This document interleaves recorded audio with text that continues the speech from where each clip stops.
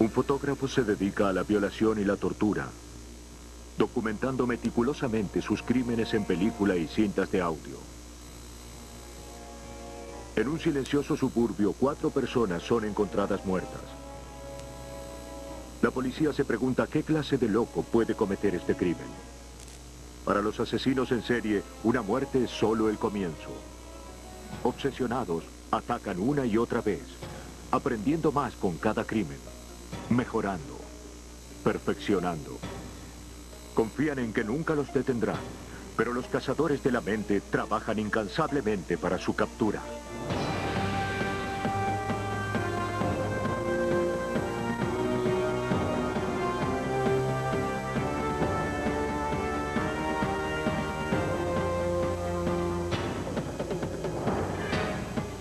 Los nuevos detectives. Casos estudiados por la ciencia forense. Hoy presentamos Cazadores de la Mente. El 23 de enero de 1978 en California. La policía del condado de Sacramento llega a la casa de Terry y David Wallen. Fueron convocados por un vecino debido al desesperado pedido de David. Terry Wallen, de 22 años de edad, ha sido brutalmente asesinada. La casa muestra señales de una intensa lucha entre Wallen y su asesino.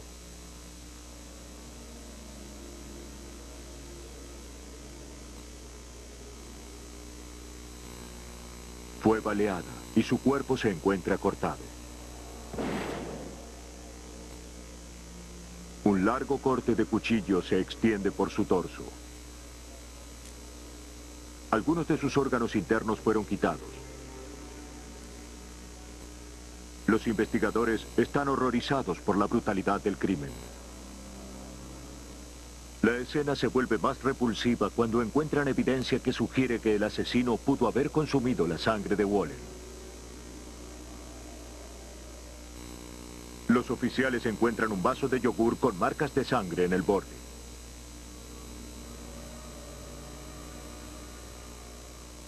La policía de Sacramento no sabe qué pensar de la escena, pero saben quién puede ayudarles. Llaman a un especialista, un hombre experto en extraños casos de homicidios. Su nombre es Russ Vorpagel. Es un agente especial del FBI. Creo que es desorganizado. La brutalidad del asesinato hace pensar a Vorpagel que el asesino no podía controlarse y que la muerte de Terry Wallen solo sea el comienzo de su ira. No hay necesidad de destripar a una víctima. No hay necesidad de penetrar y cortar partes de su cuerpo. No hay necesidad de cortar un trozo de arteria de 10 centímetros y llevarla contigo. Quiero decir, sabíamos que era un loco y estábamos preocupados. Vorpagel llamó a un colega del FBI. Robert Ressler ha rastreado y atrapado a algunos de los asesinos más peligrosos del mundo. Como especialista en el comportamiento humano, mira en los rincones más oscuros de la mente de un asesino.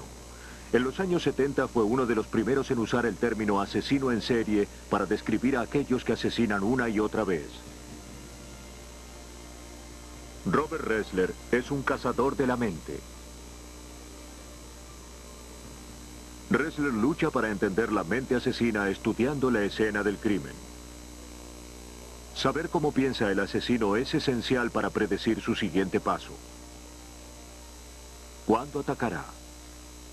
¿A quién tendrá por blanco? Debes tener la necesidad emocional de resolver un crimen. Desear saber quién es el atacante. Debes querer saber quién es esa persona, cómo era antes, durante y después del crimen. Pero es peligroso identificarse demasiado con aquellos que destruyen.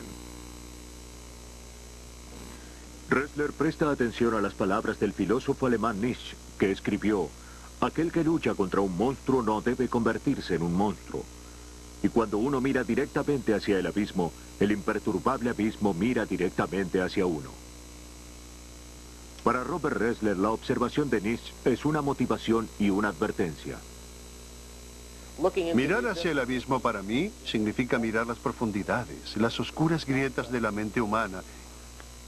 Y cuando dice, el abismo lo mira a uno, para mí significa que me estoy mirando, estoy viendo mi reflejo, porque dentro de cada horripilante asesino encuentras una parte de ti mismo. En algún momento de tu vida pudiste tomar ese camino.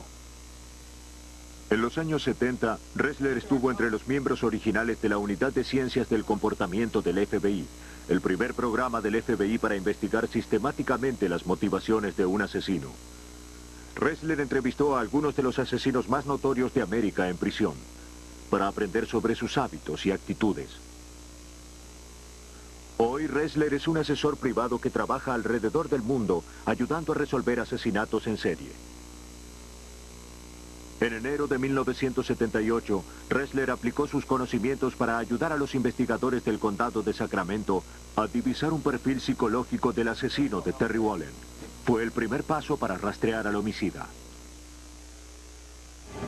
La del crimen es la posición del cuerpo, la forma en que fue dejado por el asesino.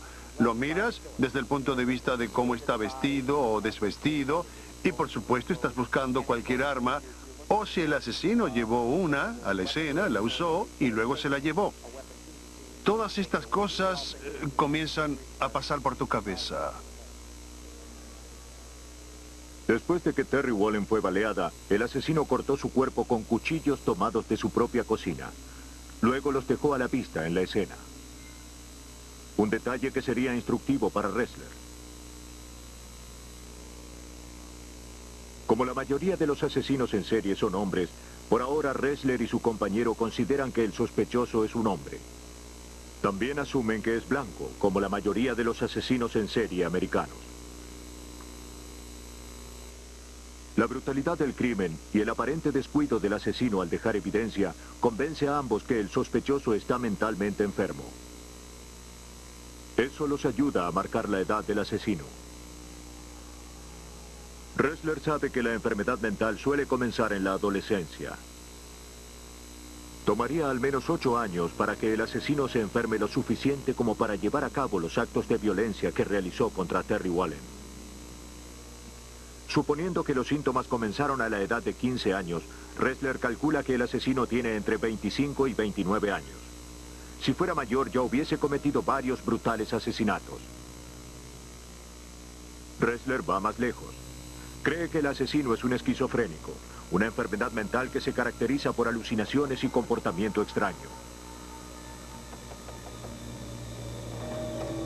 ¿Sí? ¿Quién eres? ¡Fuera de aquí! ¡Lárgate, lárgate de aquí! ¡Lárgate!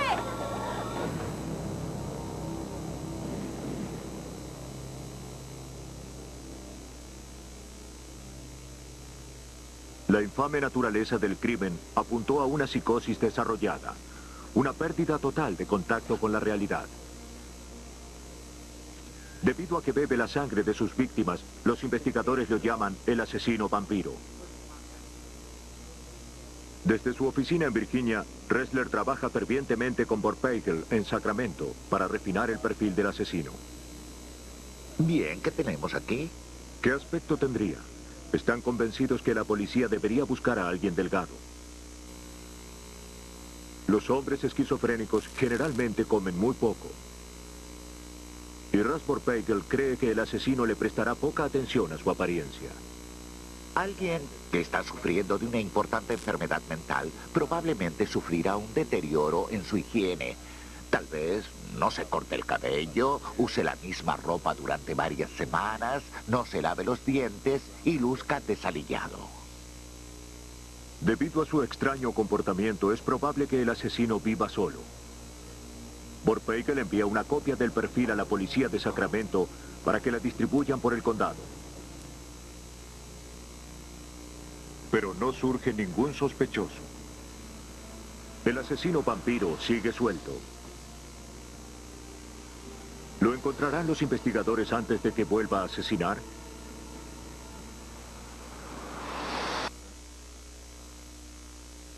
Tres días después del brutal asesinato de Terry Wallen en 1978, a menos de 1,5 kilómetros de su casa, el asesino vampiro vuelve a atacar. La policía encuentra los cuerpos de Daniel Meredith, Evelyn Mirot y su hijo Jason. El sobrino de Mirot, de 22 meses de edad, está desaparecido y se lo cree muerto. Estas nuevas muertes convencen a Ressler y Vorpagel que a menos que se encuentre rápidamente al asesino, volverá a atacar. Los cazadores de la mente redoblan sus esfuerzos. Usando información recogida en esta escena del crimen, refinan su perfil original.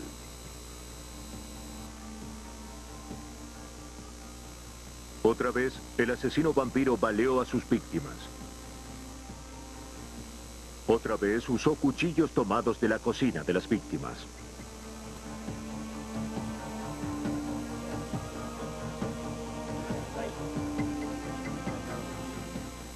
Hallaron 2 cuchillos en la habitación y otro se encontró afuera.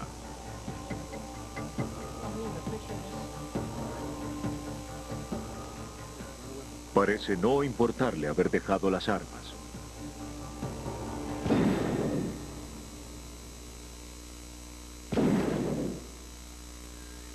Estos detalles le dicen a los investigadores que el asesino no está planificando sus crímenes. Aunque trae un arma, corta los cuerpos con armas que encuentra en la escena y luego las deja ahí. Tenemos un cuchillo que fue usado para mutilar a las víctimas. Fue tomado de la cocina, usado en las víctimas y luego descartado de la escena del crimen. Ver esto por segunda vez definitivamente refuerza en mi mente que estamos lidiando con un asesino muy desorganizado. Organizado y desorganizado. Estas palabras describen el comportamiento de un asesino en serie antes, durante y después de un homicidio.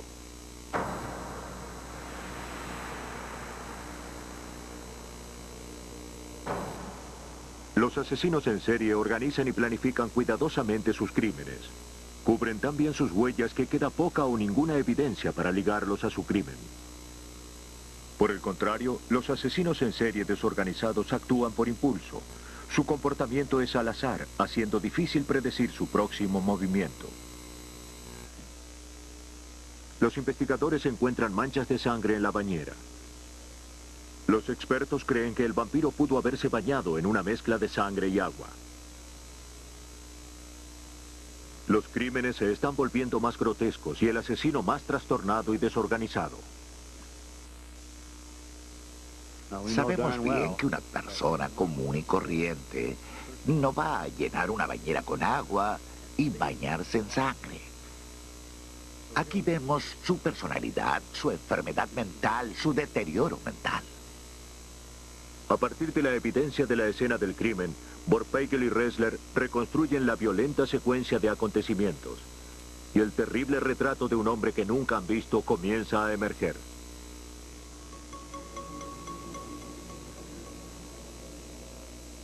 La evidencia refuerza la creencia de los cazadores de la mente de que la apariencia del vampiro seguirá deteriorándose.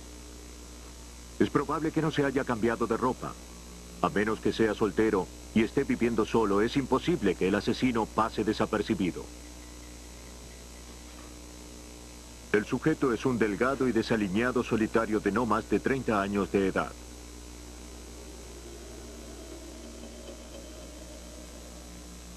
Los investigadores se sorprenden cuando la camioneta roja robada a la víctima de homicidio, Daniel Meredith, aparece a poca distancia. Debido a que la encontraron cerca, Ressler determina que el asesino vampiro debió caminar hasta la escena del crimen y luego haber huido a pie después de abandonar el auto. El asesino estaría viviendo, residiendo a poca distancia del auto abandonado. Yo diría que aproximadamente a 400 metros. El día después del asesinato de los Mirot, la policía recibe un informe no relacionado sobre un perro que fue asesinado y mutilado a pocas cuadras de la escena del crimen. Para los cazadores de la mente es la oportunidad que estaban esperando. Saben que de niños los asesinos en serie suelen matar o mutilar animales. Y salía a matar estos animales disparándoles con la misma arma con la que mató a Wallen y Mirot. Con la misma arma mataba a estos animales y luego los destripaba y bebía su sangre. A medida que se hallaron más animales muertos, el círculo se cierra. Los cazadores de la mente están convencidos de que el asesino vampiro vive cerca de los animales muertos y sus víctimas humanas. No habría viajado lejos. La policía hace circular el perfil refinado por la ciudad con la esperanza de que alguien haya visto a un hombre desaliñado o de comportamiento extraño. Los oficiales se concentran en un radio de 400 metros alrededor de los asesinatos.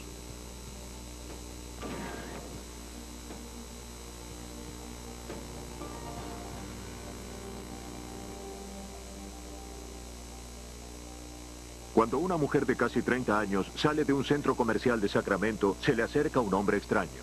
¿Puedo hablarte un minuto? ¿No me recuerdas? Conociendo los asesinatos del hombre vampiro, la mujer contacta a la policía. Soy Richard, ¿no me recuerdas de la secundaria? Ella le dijo a los oficiales que el hombre al que eludió en el centro comercial es un viejo compañero de la secundaria, Richard Chase. Solo quiero hablarte un segundo. Ella se sorprendió por su apariencia. Tenía manchas de sangre en la ropa y sus ojos parecían estar hundidos en su órbita. Tenía una costra amarilla alrededor de la boca.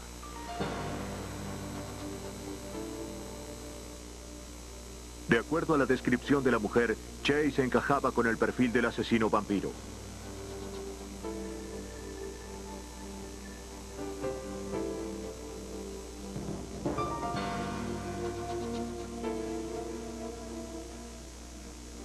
Con una orden de allanamiento en mano, los oficiales entraron a la casa de Chase. No estaban preparados para lo que encontraron. El apartamento estaba lleno de objetos nazis. Había panfletos de conspiraciones extraterrestres por todas partes. Oh, mi Dios. El caos en la habitación encaja con el perfil de alguien con una mente igualmente caótica. Oh, por Dios.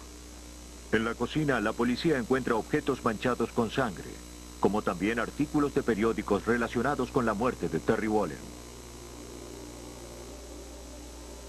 Varios platos en el refrigerador contienen tejido humano. En un cajón de la cocina hay cuchillos tomados de la casa de Wallen. Los investigadores también encuentran una caja de herramientas y botas de goma manchadas con sangre.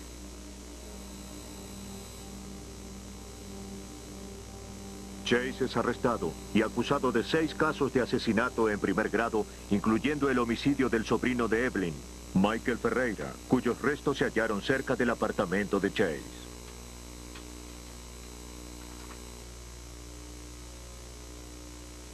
El jurado delibera durante solo un par de horas antes de declarar a Chase culpable de todos los casos.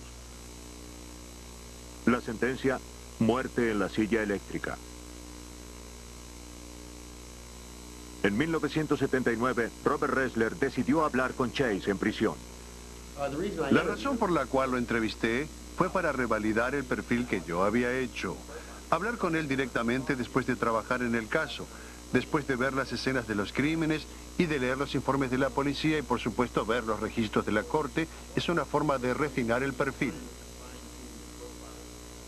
Me cambiaron. Chase le dice a Ressler que mató solamente para preservar su propia vida. Necesitaba sangre, dice Chase, para sobrevivir a lo que él llamaba envenenamiento de jabonera. Chase creía que un residuo pegajoso debajo de su jabonera probaba que estaba muriendo. Decía que su sangre se estaba secando y carcomiendo su cuerpo. Sus asesinatos, argumentaba Chase, fueron por defensa propia. ¿Qué conduce a un hombre como Chase al asesinato?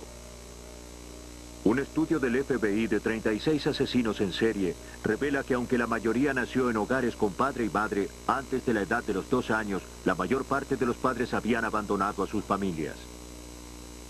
Casi la mitad de los criminales encuestados reportaron una fría o descuidada relación con sus madres.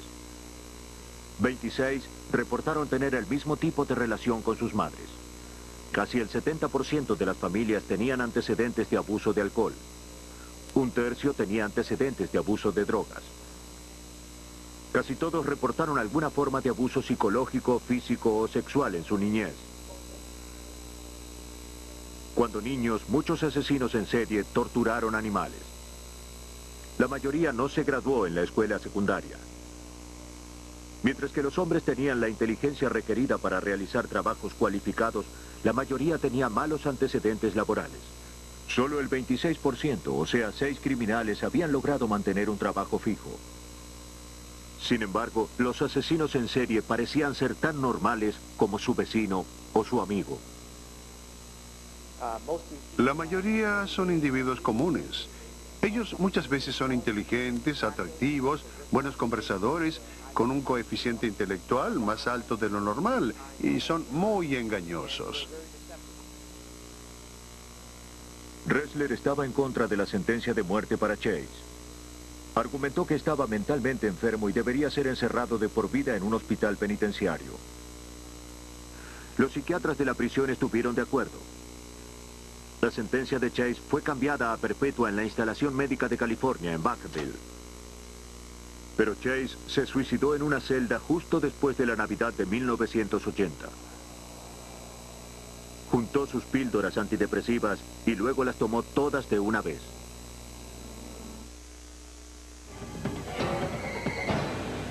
Los nuevos detectives. Un fotógrafo hábil y muy inteligente. Este asesino se especializaba en secuestro, violación y tortura. La policía lo llamó el sujeto no identificado, o UNSUB. Era un maestro de la planificación. Usaba película y cintas de audio para grabar sus crímenes. En un galpón alquilado guardaba las fotografías de sus víctimas y las grabaciones de sus angustiados llantos. Era tan meticuloso que prácticamente no dejaba evidencia de sus atrocidades, excepto por las fotografías que él mismo tomaba. UNSUB arreglaba sus autos para que parecieran autos de policía no identificables. Les agregaba suspensiones y refuerzos fuertes para que, una vez adentro, sus víctimas prácticamente no tuvieran oportunidad de escapar.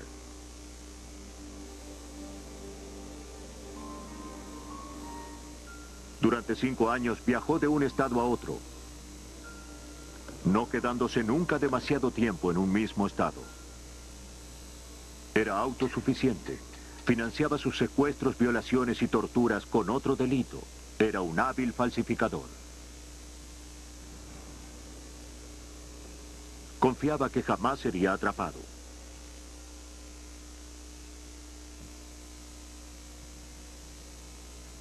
En Manassas, Virginia, un grupo de ex agentes del FBI persiguen a algunos de los criminales más peligrosos del mundo. Se bautizaron el Grupo de la Academia. Entre todos, han amasado años de experiencia investigando asesinatos en serie. Robert Heislud y Peter Merritt son expertos en perfiles psicológicos criminales. Si en la vida eres una persona impulsiva, actúas sin pensar. Entonces esa escena del crimen puede ser muy desalineada y ser un reflejo de actos impulsivos. Por otra parte, si en la vida eres un individuo frío y calculador, no tomas ningún riesgo innecesario. Ese tipo de comportamiento también puede demostrarse en la escena del crimen. Incluso con la evidencia de la escena del crimen, calificar a los asesinos es difícil. Algunos asesinos en serie demuestran una mezcla de comportamientos organizados y desorganizados. Muchas veces, si un investigador observa la escena de un crimen y trata de ubicar al criminal en una de estas ordenadas categorías, va a desilusionarse cuando la persona que arreste no encaje en todas las áreas de esa categoría.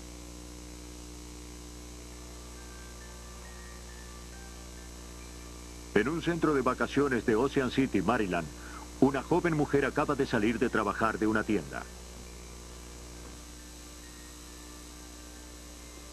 Es el fin de semana del día de conmemoración de 1979. Un hombre que se presenta como oficial de policía se acerca a ella. Le muestra su placa y conduce un auto de policía no identificado como tal. Le dice a la mujer que es sospechosa de una serie de robos e insiste en que lo acompañe a la estación central para ser interrogada.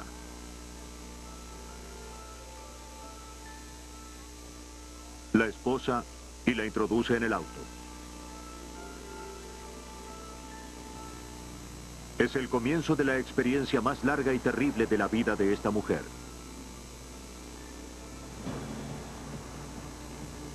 El hombre no es oficial de policía. Él es Unsub. Y ella es su más reciente víctima. La lleva a un edificio desierto donde la viola y tortura reiteradamente. Fotografía y graba todo. Entre las palabras clave que usamos hoy están poder y control. Y tratar con un violador o un asesino en serie resume todo en esos dos elementos básicos, poder y control sobre la vida de otro individuo. Oportunamente, empujará a la confundida mujer en su auto y la llevará por un último paseo. Detiene el automóvil, abre la puerta del acompañante y lanza a la mujer a una fosa. Pero no la mató. Permitió que esa víctima viviera. Y como resultado, dentro de un par de horas, cuando salió el sol, fue hallada y rescatada. Y en ese momento comienza una intensa investigación del FBI por secuestro. El FBI organizó una masiva caza de Unsub. La mujer de Ocean City era la más reciente en una larga lista de víctimas. Algunas fueron torturadas, otras asesinadas. Pero pasaron muchos años antes de que se encontrara una pista en el caso. Al mismo tiempo que el FBI buscaba a Unsub, el servicio secreto seguía el rastro de un escurridizo falsificador. Un hombre que rutinariamente pagaba con billetes falsos de $20 en los centros comerciales y negocios en la parte central occidental del país y en la costa oriental. El tema con cualquier oficial de la ley, no importa cuán bueno seas, es que necesitas un poco de suerte y necesitas la cooperación de los ciudadanos. En este caso, la empleada reconoció en un bosquejo a un hombre que había estado en el negocio. Ella notificó a seguridad del centro comercial. Seguridad notificó a las autoridades locales y en poco tiempo el sospechoso fue capturado. El hombre que arrestó la policía era James Mitchell DeBartoleben. El servicio secreto pronto descubre que DeBartoleben no es solo un falsificador.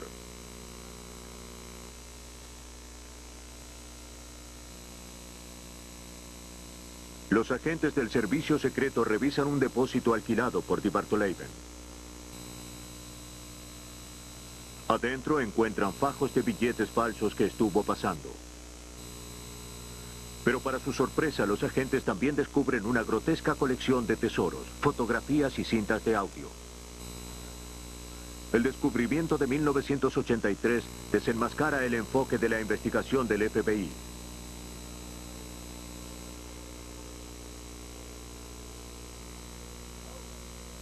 Robert Hazelwood, entonces agente especial del FBI, que había escrito un perfil criminal de Unsub, revisó el material secuestrado del depósito de DeBartoleben. Los agentes hallaron miles de fotografías de las víctimas. Entre ellas, hay fotos y grabaciones de la mujer secuestrada en Ocean City en 1979. Algunas de las fotos se remiten a principios de los años 60. Encuentran herramientas de oficio del asesino, ropas de las víctimas, 10 armas, identificación policial falsa y periódicos. También ropa interior manchada de sangre y joyas. 7 placas le permitían a DeBartoleben transitar sin temor a que su auto fuera rastreado. El FBI también encontró notas escritas a mano que se referían a pasados y futuros crímenes. Aunque habían descubierto la colección de imágenes violentas y sonidos de DeBartolomé, los agentes tenían un problema. El rostro del asesino permanece literalmente fuera de cuadro de las fotografías que tomó de las víctimas. Los investigadores deberán probar que DeBartolomé es el hombre de las fotografías que van a ligarlo definitivamente a las violaciones y asesinatos. Durante su carrera en el FBI, Peter Smerick era experto en fotografía forense. El servicio secreto le envió fotografías de DeBartolomé para ser analizadas. Varias mostraban un torso desnudo y brazos descubiertos. Smerick enfoca su atención en los brazos. Tienen un esquema distintivo de pequeños lunares y pecas. Smerick le pide al servicio secreto que quiten temporalmente a DeBartolomé de su celda en la prisión para fotografiarlo en la misma posición que la persona en las fotografías confiscadas. Cuando Smerick compara las fotografías tomadas por el servicio secreto con las que fueron halladas en el depósito, encuentra que los esquemas de pecas coinciden. Es la prueba que los agentes buscaban desesperadamente. En todos los años que trabajé realizando perfiles criminales, no puedo recordar otro caso en el que el asesino fuera un fotógrafo tan bueno, que sin saberlo tomó sus propias fotografías de la escena del crimen, que terminaron poniéndolo en prisión.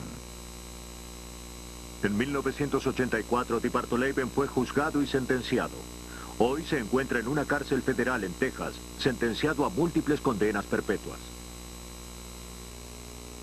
En mi opinión, DeBartolomé es uno de los criminales más peligrosos que haya caminado sobre la tierra.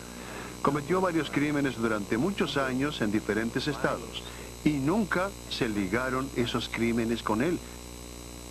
Eso lo hacía extremadamente peligroso. Los nuevos detectives. Al controlar todas las variables, armas, localización y víctima, el asesino en serie organizado puede escabullirse fácilmente, asesinando impunemente durante años, ocultándose a la vista. Ese fue el caso de John Wayne Gacy, un prominente hombre de negocios del área de Chicago, querido y respetado. Gacy escondía un terrible secreto. ¿Es John Gacy? En 1978, en Des Plaines, Illinois, se denunció que Robert Pist, de 15 años de edad, había desaparecido. Sabiendo que Gacy estaba preparando la remodelación de la tienda en la que trabajaba Pist, el jefe detective Joseph Kosinczak, del Departamento de Policía de Des Plaines, va a la casa de Gacy. Queremos hacerte un par de preguntas. Gacy niega conocer a Pist, Quisiera saber si conoces a Robert Pist. pero los investigadores tienen sospechas.